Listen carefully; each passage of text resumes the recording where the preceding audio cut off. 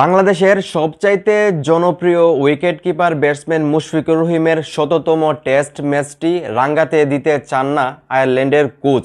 উনি বলেন, আমরা মুশফিকুর রহিমের শততম টেস্ট ম্যাচটি রাঙ্গানোর জন্য দেব না।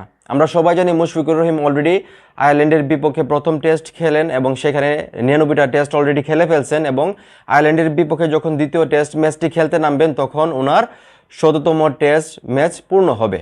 তো সেই ম্যাচটি কিন্তু আমরা যারা ভক্ত আছি, যারা আমরা বাংলাদেশের খেলা দেখি, বাংলাদেশের দর্শক, আমরা কিন্তু চাই মুশফিকুর রহিম ওনার শততম টেস্টে ভালো একটা রান করুক, একটা সেঞ্চুরি করুক। সেই জায়গা থেকে আসলে আয়ারল্যান্ডের কোচ একটা কথাই বলতেছে যে আমরা চাই না মুশফিকের শততম টেস্ট রাঙ্গাতে, দিতে চান না। ওনারা চেষ্টা করবেন যতটুকু সম্ভব মুশফিকুর রহিমকে আসলে আটকানোর এবং বাংলাদেশ দলকে আটকানোর। কারণ এই টেস্ট যদি বাংলাদেশ জিততে পারে তাহলে কিন্তু এটা স্মরণীয় হয়ে থাকবে মুশফিকুর রহিমের জন্য, যে মুশফিকুর রহিম শততম টেস্ট ম্যাচ জয় পাইছে।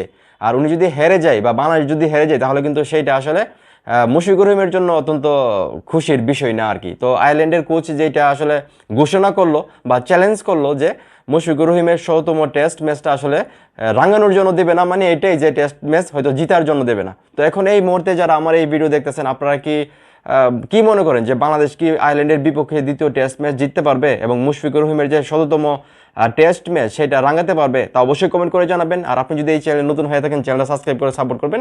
ধন্যবাদ।